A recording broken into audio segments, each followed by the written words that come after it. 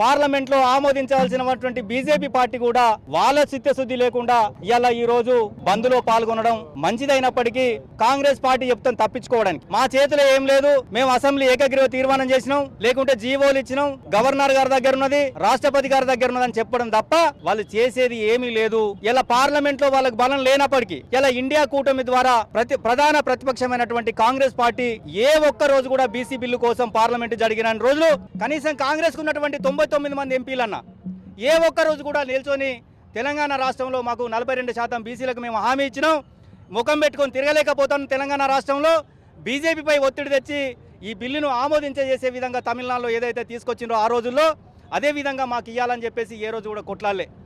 దిక్కిమాలిన Congress party ఇక్కడ 8 సీట్లు ఎంపీలు గెలిచి ఏ ఒక్క ఎంపీ కూడా బీసీ సమాజం కోసం మాట్లాడి నిల్చున్నటువంటి సందర్భం పార్లమెంట్లో లేదంటే దానికన్నా సిగ్గుసేటు ఈ కాంగ్రెస్కు ఇంకొకసారి ఉండదని బీఆర్ఎస్ పార్టీగా వాళ్ళని నిలదీయడం జరుగుతుంది.